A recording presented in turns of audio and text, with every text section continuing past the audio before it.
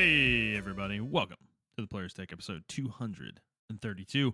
I'm your host, Justin DeSimone, and I am by myself this week. Montrell is out of town on a work trip. He will be back tomorrow, so he should be back next week. So don't worry about that. But Montrell, I hope you're having a good trip, my friend, and look forward to you being back next week. So it's just going to be me today. So, as these episodes tend to go, it will most certainly be a little, probably a lot shorter than normal. There's also not a ton going on in games industry right now. I think there's just a lot of, we're kind of in that period where we need games to come out. They're coming. We've got Baldur's Gate 3 tomorrow, as of day recording here. So, so that's exciting. And then we got Armored Core 6 coming later in the month. So let me get through the rigmarole and then we'll get into the show proper here. So for those of you who haven't listened before, this is our weekly show where we talk about video games, video game news, and other topics pertaining to video games. We post at 6 a.m. Central Time on Fridays on Apple Podcasts, Google Podcasts, Spotify, Stitcher, and your favorite podcast app of choice. And if you'd like to send us a question that we will answer on the show, which I do have one today that I will be answering, you can send those to us on Twitter or X, I guess as it's called. I'm never going to call it X. It's fucking Twitter. On Twitter at The Players Take, or you can send us an email to theplayerstake01@gmail.com. All right. So, life's been good. Been doing all right this week. Been getting over some hurdles at my job that things are very, very busy, but got through some difficult things that have been kind of giving me some issues. So I'm actually feeling pretty good right now. Been in a gaming mood, doing some things around the house. I'm actually working on, my wife and I are working on right now painting my office, which is also serves as my board game room and my gaming room. So, this room, when we moved into the house, what was it, 5 years ago now, 5.5 years ago, I guess. This room was just littered, littered with holes. There was a family living here before us, and we assume that they had kids living in this room, kids or teenagers, because there were fucking staples and staple holes all over the walls. We assume that they had posters that they had up on the walls and whatnot. So we've been working on my room, spackling it up, filling all these holes, and we're going to be painting probably this weekend. So make my room look nice, spick and span. But that has it's been keeping me busy. We've had to tear down my shelving that I use for my entertainment center, and then my board game shelves as well that kind of hold all my really important board games that I like to display. And so it's been taking a lot of time. But still been gaming as well. Not totally unable to play. So this weekend will be interesting though, because I'm gonna have to move my desk away from the wall so we can paint, which will likely make my computer inoperable for a little bit. And then my PlayStation is also on that entertainment center that we're taking apart. It is still up right now. I'm gonna take it down when we actually are basically ready to go, but I'm not sure. I'll probably be able to play it this weekend, but gonna have to probably put it on the floor or put it on top of some sort of platform so that it's the cable can actually reach, because my TV's mounted on the wall. So been doing that as well. So pretty busy stuff going on here, but having a good time. I'm just looking forward to getting past August. Weather-wise, this summer has been killing us with this heat wave, man. It's like 107 every day. 107, 107, 107, 106, 107. It's like absolute bonkers. And we're actually going to get a day under 100 next week for one day, and it's going to be 98, guys. Oh, it's so cool. So much cooler than 107. So yeah, looking forward to the fall. Football's coming around, and then we got a lot of game releases as well. Hopefully, some cooler weather, and actually be able to get out there and maybe do some activities outside. It's very weird to be in the summer and feel like you can't go outside, because that's how it feels. It's that hot. So, kind of looking forward to getting to the end of this season. So, all right, well, enough dilly dallying. Let me get into what I've been playing this past week, and it is much the same as last week. Still playing Hawkeye Star Rail. Not much new to say there. Just doing dailies and whatnot. And then Tactics Ogre Reborn. So yeah, so I got a decent amount to say about this. So I beat this game this week. I beat the main story for the first time on, I think it was Monday, I want to say. And I started working through the other paths. So the way this game works is when you beat the game once, you get access to a system called the World Tarot, which allows you to go back in time throughout the story and basically rewind to that moment in your game. And you go to these places called anchor points. There are different anchor points in the story where the game kind of hard saves your progress through a path. I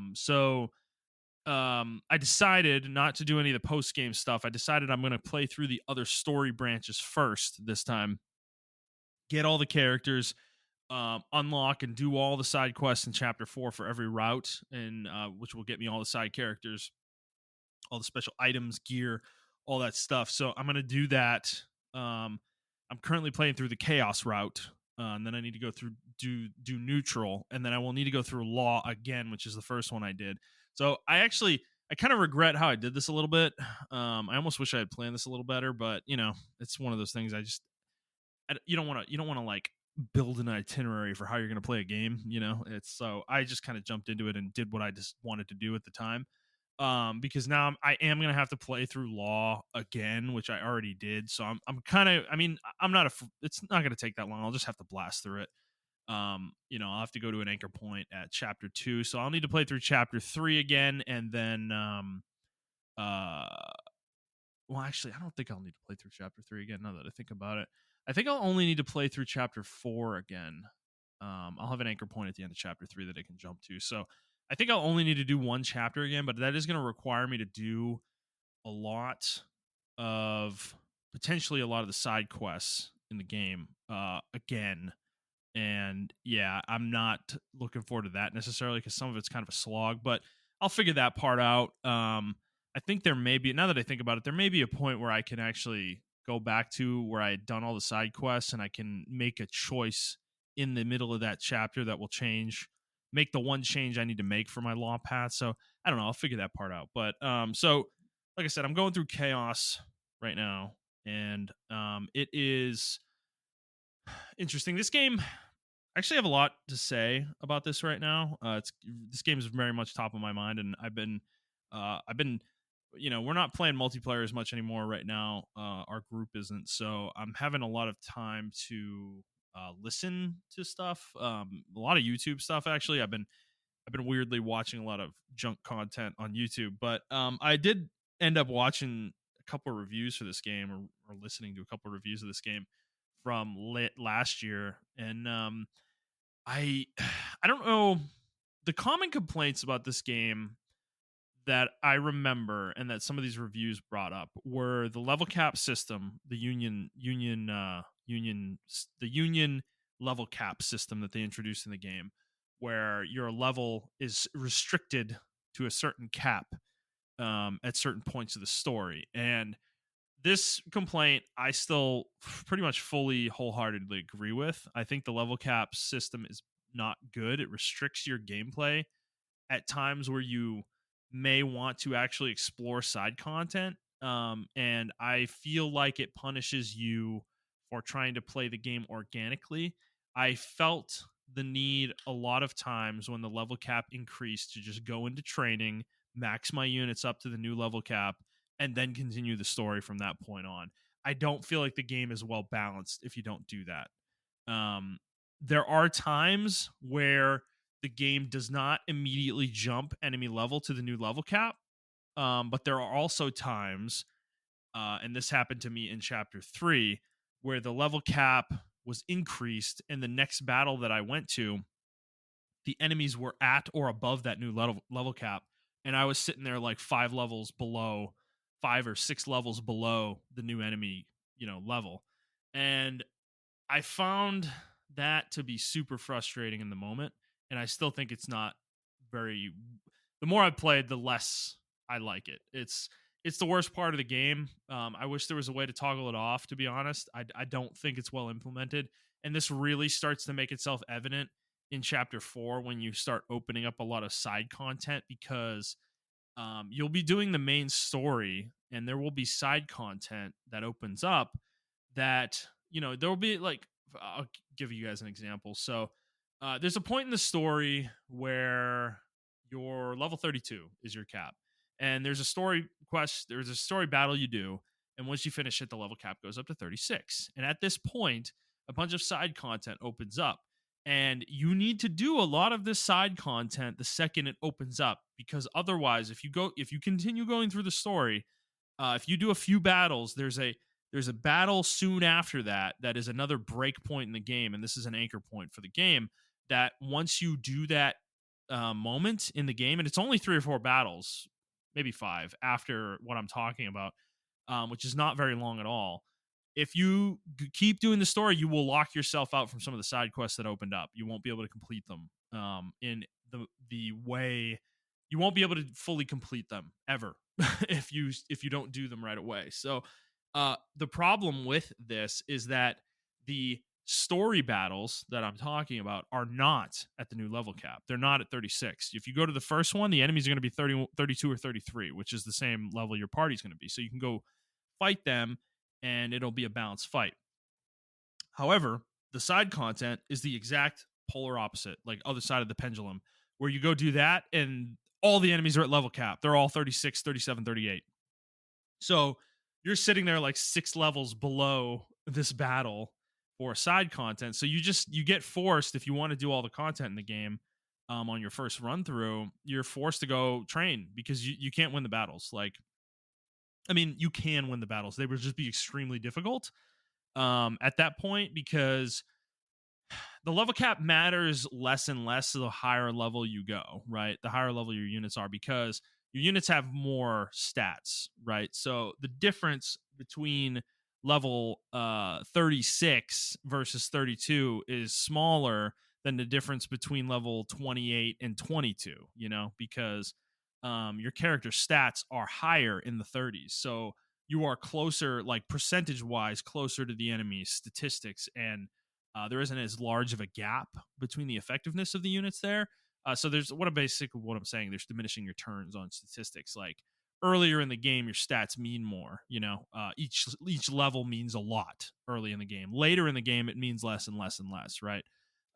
So what this does, though, is unfortunately, even in chapter 4, it's difficult to do the quests at the new level cap, the side quests at the new level cap, without going into training and leveling up.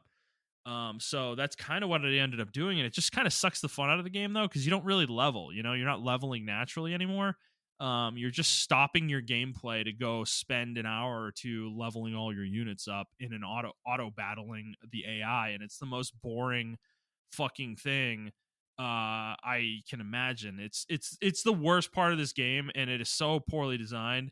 And what I'm describing is all over chapter 4, and it sucks. No matter what path you're on, this is going to happen, and I just think the game kind of fails its players at this point, because I think players who are OCD and completionist, and players that want to get a lot of cool stuff, because there's a lot of cool side content in Tactics Ogre, like a ton of it, and it's really rewarding side content as well. Very much worth doing in this game. Like, it is as deep as a lot of the main story can be at times, and it sucks that the gameplay experience kind of funnels you in a certain way because of this level cap system. I know what they were trying to do. They're trying to make sure that the game remains balanced at all times, but I don't think there were a lot of people asking for this. I'm actually, weirdly, I'm one of the people that probably would have asked for something like this before the game came out, because Tactics Ogre is historically hilariously unbalanced. Later in the game, your units become so overpowered that you're just like nothing can kill you. And you're one shotting enemies, and it's like hilarious. It becomes a fucking laugher. The PSP game is a fucking joke by the end of it. The original PS1/SNES version of the game is a little bit more difficult, but even in that one, your units become so powerful that they just wreck shit, um so this same thing happens in this game too, but it takes a lot longer to get there in the story. And while I appreciate what they were trying to do, I think they went about it the wrong way. I just don't think the level cap system is really serving the player very much. I think it's trying to serve the game and make the game more challenging, and I think this is something that caused a lot of people to bounce off this game for a reason they didn't even understand. I think a lot of people said that this game is boring. Some of the battles are really hard. They take forever to do. And all of those things are directly because of this level cap system that they introduced. The game didn't play like this on PSP or SNES, and while once you get through most of chapter 4 or into the deeper part of chapter 4 and you're at like level cap 36, the game feels great. That's where I finally broke through to that point, and I was having a ton of fun with the game, and this is why I'm still playing it now. Is once you get over that hump and the level cap system kind of doesn't matter anymore because your units are powerful enough that you can kind of bridge the level gap even if it's there. It's the game becomes a lot more enjoyable and fun to play. So that's kind of where I'm at with the game. I've beaten the game once, going back through to beat it a second time, and then I need to beat it a third time on neutral, and then I need to go back through law and beat it one more time on law with the correct choices made. I had talked about this last week, made a choice to unlock a character class for my main character. So I need to go back and make the other choice now, and beat the game like that, because that is the canon. What is perceived to be the canon ending of the game is the law path, with a particular character alive at the end of the game. So that's what I need to do. So I still got a lot ahead of me, and I need to do all the side content, post game content. So I have a lot to go, but I'm actually pretty excited about what's coming up. This is the fun part of the game where you start really building your units and customizing them and getting like really good equipment and kind of leveling up that equipment and whatnot. So that's what I'm excited about. There's also a new system in the game that they didn't have before that they changed with the crafting system. So they added this type of item called relics in this game, and they are a red background items with a red background, or their equipment with a red background.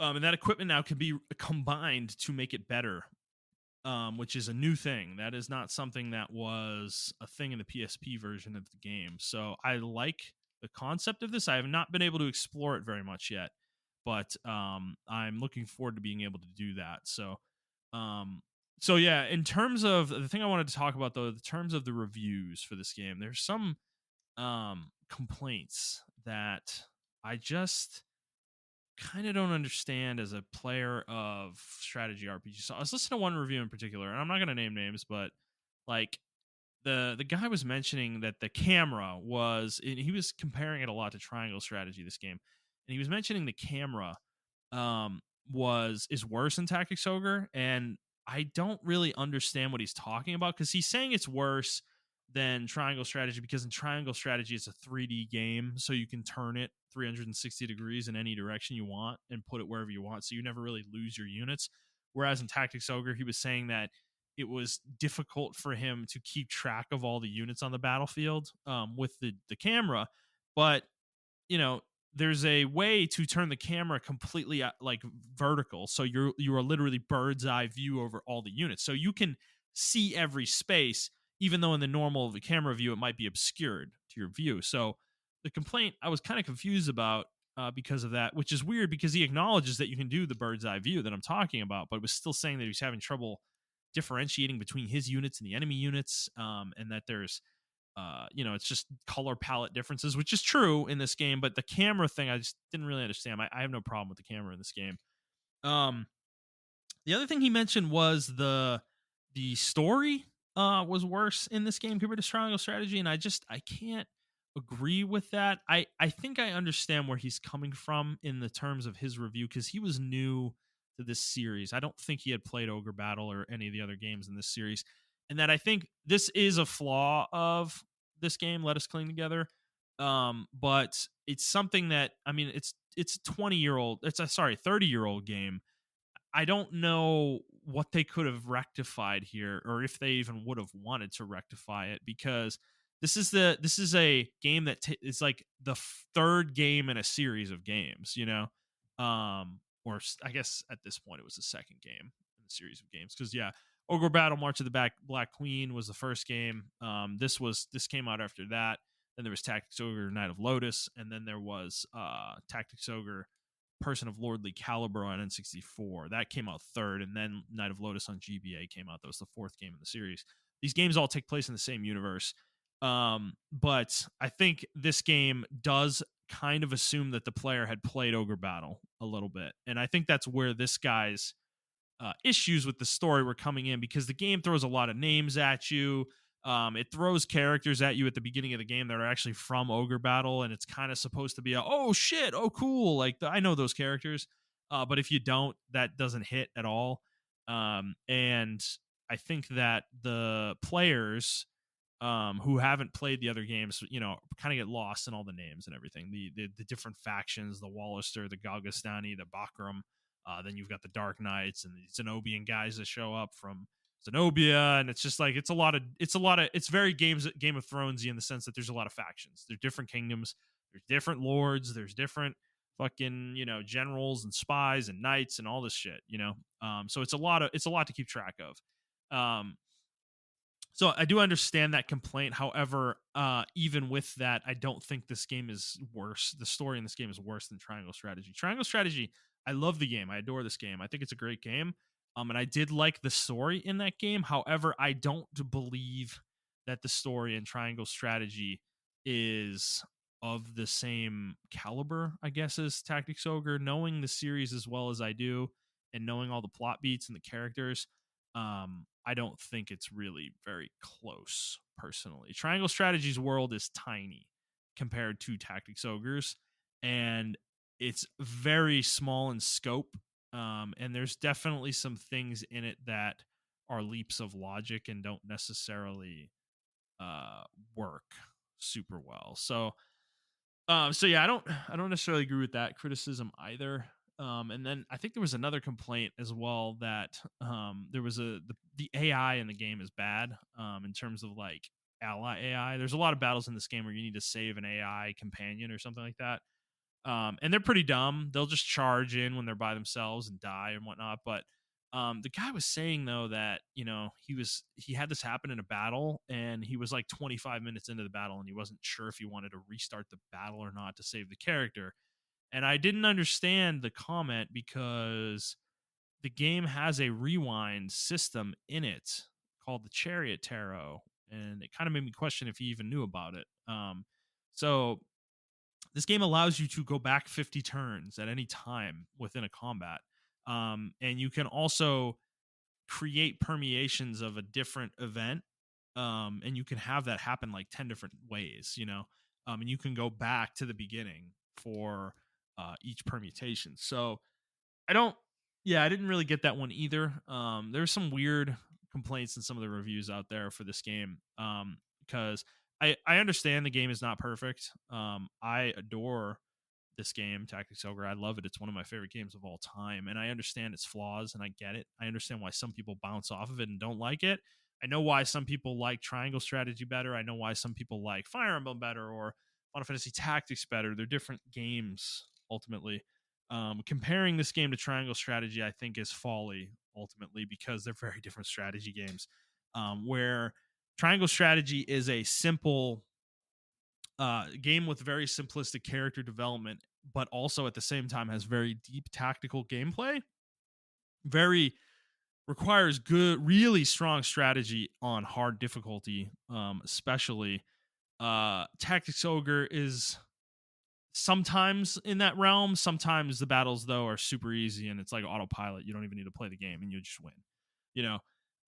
So it's kind of a give and take with Tactics Ogre. But the thing with Tactics Ogre, though, is that it has complexity in the character customization side of the game. And I think that's the thing where a lot of people probably get overwhelmed with this game. is trying to keep track of 40 units and what equipment they have, what skills they have, what class they're in, what items they are using, spells they have, all that shit, the abilities that you have equipped on them. All of that, like, it can be overwhelming. So I do get that as well. But that's my point. They're different kinds of strategy games. They're not just because they're both grid based and squad. You're controlling squads of units and whatnot. Um, doesn't mean they're the same thing. I think they're very different in the way that they approach the genre, personally. So yeah, I'm having a ton of fun with Tactics Ogre. I'm probably going to be continuing to play it for a while. I don't. I've put in a lot of hours into this game already. I don't even have an estimate for you guys because unfortunately the game doesn't. When you're in the pause menu, the game keeps tracking time. So I have like 4 days, 4.5 days played or something like that on this game, which is not true. I've had the game just sitting on when I'm doing other things plenty of times. So I would wager I'm probably close to the 100-hour mark, but I think I probably have another 100 to go at least. That's how much content's left. So I'm enjoying the game a lot. I'm still having a lot of fun. The story, going through chaos, is funny because the main character Denim is totally different from his law path iteration. It's really funny to play through the game and see the different perspectives of this character because he's like super idealistic in the chaos path, where he's a little bit more practical in the law path. And I prefer the law path version of him, interestingly enough, as much as there's an event that you have to do in order to be on the law path that's really horrible, that your character takes part in. But um, after that, though, he becomes a lot more of a mature person, and actually has like more of an adult perspective, I'd say. Whereas with Chaos, he refuses to do that thing and he becomes this kind of like idealistic um, kid kind of running around screaming about, nobles and, oh, the wars for whatever, the wars just to fill people's pockets and coffers and give them power and whatnot. Which it's funny how that correlates to some of the things that I feel about our world, but at the same time, it's like the way he goes about dealing with it is not very practical, I guess I'd say. So, I think I enjoy the law path a lot more so far. I don't think chaos is great. There's not a lot of things that happen because you're not directly involved in events as much in the chaos path. So, it's a little bit harder for the story to play out in a way that is satisfying, I guess is what I'd say. So, that's kind of my feeling on that right now. But yeah, enjoying Tactics Ogre a lot. If you like strategy RPGs, I cannot recommend this game enough. I will warn you, though, there are some issues, and there are a lot of battles in this game, and some of those battles can take a while. This is definitely a slower game. It's not like Final Fantasy Tactics where the battles are over in 3 minutes, because you one shot every single character on the screen with one attack. Um, so yeah, it's a different kind of strategy RPG, but I adore its style personally. So definitely worth playing. All right, I'm gonna take a drink real quick.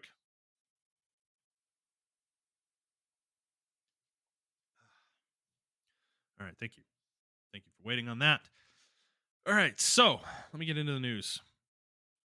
Like I said, not a lot going on this week. However, this past weekend, ExileCon took place in New Zealand, where Grinding Gear Games detailed some more stuff about Path of Exile 2, and I wanted to discuss this because coming off the heels of Diablo 4, what Diablo 4 ended up doing for me was get me in the mood to play an ARPG. And I've been in my head going back and forth between going back to Grim Dawn or going back to Path of Exile, and I'm leaning Path of Exile, and I think ExileCon may have sold me on going back to Path of Exile. So I want to talk about Path of Exile 2 first. So they showed some new gameplay for this, and went over some systems in the game, and the complexity in this game is definitely not going down compared to the original PoE. It seems like they're adding more complexity. You're literally going to be able to socket gems into your already socketed gems. So there's there's another layer of customization happening with your gem sockets in this game. So this game is going to be insane. Um, Couple things that were interesting. The first is they initially had announced that Path of Exile 2 was going to combine with PoE 1 and both games were going to be on one platform together as basically the same game. They were going to merge the two together. They have since made the decision to not do that. They are going to keep the games separated. So Path of Exile 2 is going to be its own game with its own progression, its own balance patches, its own, content updates and whatnot. And PoE 1 is going to also be its own game with its own content patches, its own balance, its own, um, you know, game gameplay and everything. So what that means is these games will likely both get their own content at different times. And the nice thing they did say though is that your cosmetics, any cosmetics, stash tabs you buy, things like that, on your account level will apply to both games. So if you buy a stash tab on PoE 1, you'll get that stash tab on PoE 2. Same stash tab. If you buy a armor set on PoE 1, that armor set will work on PoE 2. The only exception to this, they said, is that if for whatever reason, whatever cosmetic you bought is not possible to be played in the other game, like to be used in the other game, that's the only time you won't be able to use it. So the example they gave is if you buy a druid, bear form cosmetic on PoE 2, you won't be able to use it on PoE 1 because PoE 1 doesn't have transformations. You can't transform into a bear in PoE 1. So, which is fine. That's fine. So this was in my opinion a huge win for their community. I think this is a great way to do this. I think that makes a lot of sense. It also does not nullify the investment that their player base has already made into the game, into the original Path of Exile, and you're not forcing people to start over from zero for PoE 2, which I think is a really consumer friendly move from a company that easily could have done the opposite and screwed you over, and told you, yep, you need to buy your stash tabs again. Fuck you. It's a different game. And I think most companies would have done that. EA does that. Blizzard does that. All these other companies do that kind of shit. So it's nice to see from a developer who's had so much success with microtransactions that they're not going to be dicks about it necessarily. So that was pretty cool. The second thing, the gameplay demo was interesting. It was about a 30-minute demo or trailer that they showed, and they were showing the monk class. And classes in PoE aren't like classes in other games. I just want to point that out. You don't innately get anything for being in a class. The only thing that class does in PoE is it starts you in a specific part of the passive tree. And that is important because the passive tree is absolutely gigantic and you will never be able to get to the other side of it, necessarily. Like if you're playing a wizard, you won't be able to get to the warrior side of the tree necessarily on the opposite side of the tree from where you start. That's how big it is. So you're not going to be able to build your character the same way, but you have access to the entire tree though. So if it is possible to get up there, you can. It's just going to take you a while, and you're going to have to go through very specific routes to get there.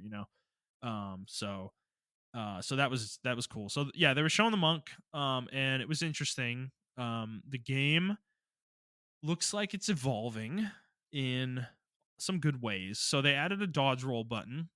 This is becoming popular in this is becoming a very popular feature in ARPGs, is a dodge button of some sort. I don't know if Blizzard was the first ones to do this with Diablo 3 on a console. I think they may have been, but I'm not sure on that one. I have not played every ARPG that has ever come out, but so they're adding a dodge roll button. So you'll be able to. They said you'll be able to dodge roll at any time. And what it does is it doesn't make you invulnerable, but you will be able to dodge. When you dodge, you will any melee attack or ranged attack will miss you automatically. The only thing that will hit you are AoE attacks. So that was interesting to find out. And it looked pretty fluid. The movement and everything, the character abilities that they added, and the thing that I noticed the most though is they're playing a monk, which is a melee class, and they were playing it like a melee class. You were up close, you were having to hit the monster with auto attacks, which is not really a thing in normal PoE. PoE is a game where you pick your ability that is a giant AoE field, and you just, like, whether it's a cone or a circle or whatever it is, you use your AoE and you just blow everything up with that AoE, and that's kind of the way the game plays. and you stack all of one damage type onto that ability, and then you use you build all your gear and your gems that way as well. And that's kind of how you make an effective character in PoE. But you're not playing it like like Grim Dawn, for instance, which has a very heavy auto attack meta sometimes, and you're not auto attacking much at all, if ever, in PoE 1. So they seem to be changing that in this game. I think they want players that to be a viable build path, which is great because I love that shit in ARPGs. So it's actually making me very excited for this game. So I'm looking forward to that. Certainly, the only thing I hope is that that your normal auto attack has abilities tied to it. So what I would call these are like auto attack enhancers. This is something Grim Dawn does, where you have an ability that's tied to your class, and in PoE's case, it would be a skill gem, and you take that ability and you replace your auto attack with it. So it is in place of your auto attack. It is still your auto attack. It's just an enhanced ability. It does more damage. It gives you some kind of buff or debuffs enemies or something like that as well. And it has a higher damage multiplier than your normal auto attack would have. I hope PoE PoE2 has a system like this, similar to this, because I really enjoyed the build diversity that allowed in Grim Dawn. Because you could be an auto attacker straight up, and that's all you did. You could be a character that casts spells as well. You could be a character that was a ranged character that auto attacked, So I want to see more diversity like that in PoE2. And I'm hoping that this gameplay demonstration was kind of showing the possible potential of that. So yeah, I'm looking forward to this game. There's no news on a release date, but they did say beta is going to start next year around June, I think, for it. So it is a possibility it might come out next year, but I'm thinking it's probably a safer bet to say 2025, like earlier 2025, on this game. So yeah, it's looking pretty sick though. If you're into PoE or you like ARPGs or shit, if you like Diablo 4, I would recommend going and checking out this gameplay. I think this game looks awesome, and I honestly think they're gonna put they're probably gonna put Blizzard to shame with this one in terms of making a great ARPG, because Diablo 4 was just unfortunately not it for me. And it seems like the game is really struggling right now to retain players and put in things that people actually want into the game. So I think Grinding Gear Games took advantage of the issues that Blizzard's having with D4. Probably not intentionally. I mean, I'm pretty sure this has been scheduled for a long time, but they knew when the game was coming out, and once they knew, they wanted to make sure that this convention was as good as it could be, and it was good. It was great. It was a fun watch.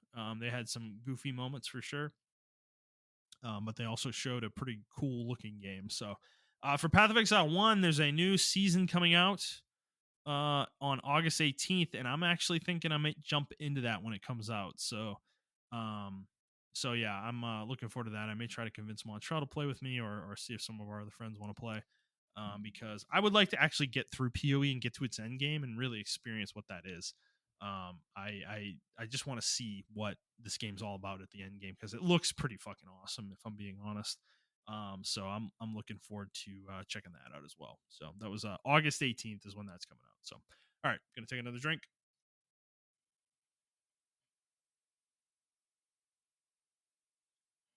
All right. Water's so refreshing. All right, let's move on. To our next story. June MPD for 2023.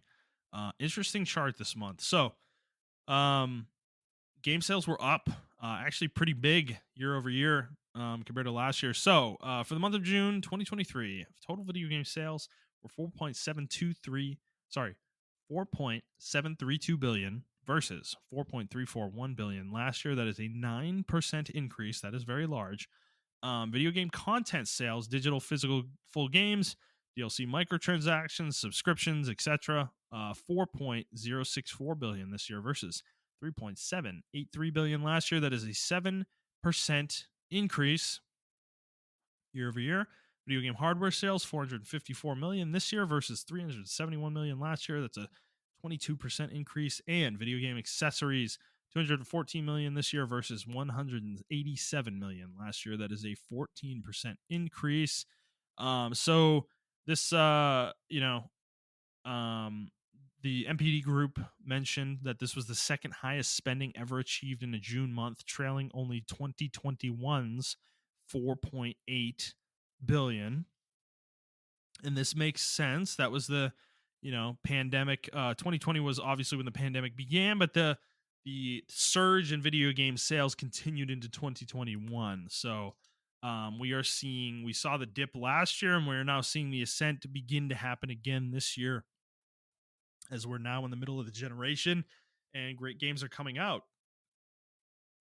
Because this was a month where we had 3 big games, and a lot of sales of those games. So looking at the overall for the year, though, real quick, we are at, and by the end of June, year-to-date sales, $26.558 billion this year versus $26.111 billion sales last year. That is 2% increase year over year. Video game content, again, full game sales, microtransactions, subscriptions, etc. $22.793 billion last year or this year versus $22.878 billion this year. That is basically even. It's a little bit lower than last year. And then video game hardware sales, $2.614 billion this year versus $2.132 billion last year. That is a 23% increase. Makes sense. Hardware availability for PS5 and Xbox Series X, specifically PS5, though, really has completely turned the corner this year, and we are starting to see the full steam ahead of sales for that console. So video game accessories, $1.152 billion this year versus $1.101 billion last year. That's a 5% increase on accessories. And then top 20 games of the month. Number 1, Diablo 4. Number 2, Final Fantasy 16. Number 3, Street Fighter 6. Number 4, The Legend of Zelda Tears of the Kingdom. And number 5, Hogwarts Legacy. Number 6, Call of Duty Modern Warfare 2. Number 7, Star Wars Jedi Survivor. Number 8, MLB The Show 23. Number 9, Marvel Spider-Man Miles Morales. Number 10, Marvel Spider-Man. Number 11, FIFA 23. Number 12, Mario Kart 8. Number 13, Dead Island 2. Number 14, Minecraft. Number 15, F1 23. Number 16, Elden Ring. Number 17, Story of Seasons, A Wonderful Life. Number 18, God of War Ragnarok. Number 19, Resident Evil 4. And then number 20, Super Smash Bros. Ultimate. So yeah, the big 3 for the month: Diablo 4, Final Fantasy 16, Street Fighter 6. Impressive that all 3 were 1, 2, and 3. Jumping over Tears of the Kingdom in its second month of sales. And that, I'm going to be honest, a little unexpected for me. I would have kind of expected at least Street Fighter to not be over Zelda. So to see all 3 of these games over it is certainly impressive. Diablo, I was expecting to be huge, so that one's not a surprise at all. And Final Fantasy 16, didn't necessarily expect it to rank this high on the list, so that it's actually doing pretty well for itself overall. And then you've got Hogwarts Legacy, big game from earlier in the year, still at 5. And then Jedi Survivor, interestingly, dropping to 7 from 3 last month. With 3 new games coming in and jumping over it kind of makes sense, I guess. And then the Spider-Man games is interesting. Those 2 coming up. I guess MPD speculates that this was due to Spider-Man 2 being shown, some deeper footage being shown, and the games were on sale during the month of June on PSN. So that may have contributed to their jump also. Continuing on through here, just a real quick for the year, best-selling games. Hogwarts Legacy is number 1. Legend of Zelda Tears of the Kingdom at 2. Diablo 4 at 3. Call of Duty Modern Warfare 2 at 4. Star Wars Jedi Survivor at 5. Resident Evil 4 at 6. MLB The Show 23 at 7. Dead Island 2 at 8. 9 is Final Fantasy 16. 10 is Street Fighter 6. And there's a few more games. I'm not going to read them out, though. It's nothing really super important. Mostly games from last year at this point. So, Diablo 3 jumping all the way to number 3 for the year in its release month. Zelda Tears of the Kingdom at 2. And Hogwarts Legacy holding strong at number 1. I am going to be really curious to see if it can continue to hold that spot for the rest of the year. I'm going to be honest, I'm not sure it will be able to. Zelda and Diablo 4 are hot on its heels, but we shall see on that front. All right. Moving on. That is it for news. I did have a question from Dat Dude on Twitter. And he says, quote, I'm curious to know, what would you guys like to see personally from the next Nintendo console, end quote. So that dude, it's a good question. I haven't really thought about this that much. We've been talking about a new Switch or a Switch Pro for like the entire fucking run of this podcast at this point, that I just stopped thinking about it because it never happens, you know?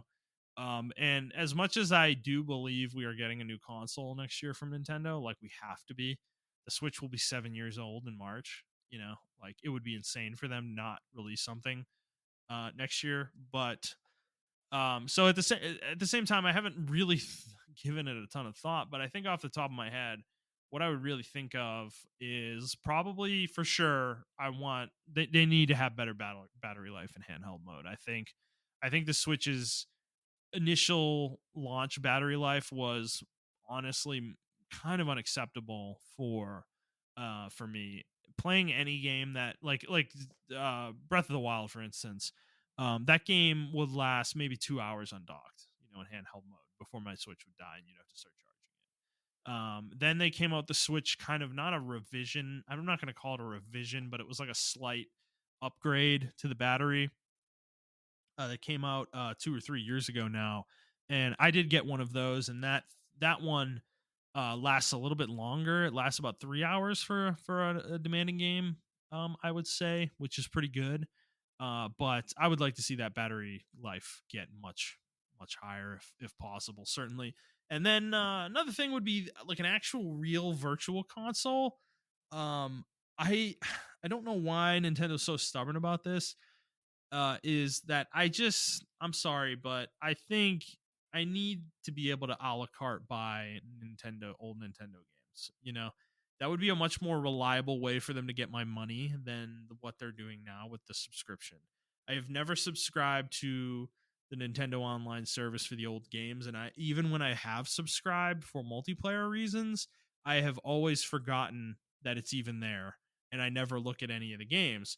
So it's just not a good delivery method for me. I would rather be able to spend, you know, $3 on an NES game or like $5 on a Super NES game and just have it in my library and be able to go play it whenever I want, you know, rather than having to be subscribed to their dumb service for it. Now, this is a naive hope. I'm not going to get this. You know, I'm sure the Nintendo Online service has been super successful for Nintendo. So, you know, I I understand that's probably not going to happen. One more thing I can think of is this one will be controversial, I think, because I think Nintendo, at it's kind of two sides of a coin for this one, is some kind of achievement system. They haven't had one ever, and these systems have been around for over 15 years now, and they're a big part of gaming today. And some people care about them, some people don't, and I am like 50-50 on them. You know, there are certain games when I go into a game, I'm like, I'm platinuming in this game, and that's like Tactics Ogre right now, right? I'm on my way to the platinum. I'm gonna get it. And then there's certain games where I don't give a shit because the platinum is really hard to obtain, and I don't like the game enough to do it. You know, but I think I would like to see this though, just to give people the option, because I think it does affect my desire to play my Switch sometimes. You know, is I'll like Metroid Prime, for instance, right? I've been sitting on this game for months now, trying to finish it, and I just haven't had the desire to go play it and like beat it. As much as I love the game, you know, it's not a game I can play for 50 hours. You know, it's not that kind of game, but I feel like if there was an achievement system, I'd feel a little bit more motivated to go do it. I guess it's kind of a weird thing. This is like a mental thing, right? It's like a weird psychology thing with gamers. And I probably sound crazy, but that would help me go do it, you know? And I would want to, you know, finish the game at least, go beat it. So at least I have a record of me beating it. I like achievements for that purpose. The way it stands now, I'm thinking about dropping the game because it's like, what's the point? I'm gonna beat it, and it's like I don't know. It's like I just don't feel like that's worth the time right now. I guess it's weird. It's very weird mental block to have. I fully acknowledge this. Trophies have fucked up my mental, they fucked me up mentally, definitely. Montrell would probably be calling me a psycho right now if he was here. So I don't know.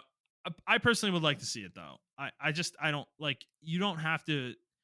I think giving people the option to care or not care is fine, but we don't have that option to care right now. It's just literally not there at all. So, I think that would be a good thing for them to add. Asking for power on parity, any sort of remote parity with like PS5 and Xbox Series X is a pointless exercise. That's never going to happen. So yeah, I don't know. That's kind of the things off the top of my head that I can really think of. I'm sure Nintendo will come up with things that most of us can't think of that will be cool additions to a new console. The thing I'm worried about is we've heard nothing about this thing, and we don't even know. There haven't even been leaks of like prototypes or anything like that, trademarks or any weird shit like that. So we have no idea what the successor is going to be. And I would hope Nintendo's smart enough to not do what they did with the Wii and just like go in a totally different direction from where they were previously. I like this next console has to be a Switch successor in some way. It needs to have the dock and the ability to undock. Like, I just think Nintendo would be crazy if they went away from that design in any way. So that's the thing I'm most interested in, is just seeing, is it actually going to be a Switch successor, or is Nintendo going to be Nintendo and go, they're going to fucking veer hard right, and do something else. I don't know. Don't know the answer to that question. So, okay, I'm going to take another drink.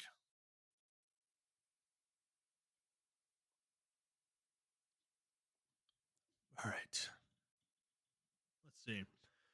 I did have another topic here. I'm trying to think. I think this would be more interesting as a discussion with Montrell next week.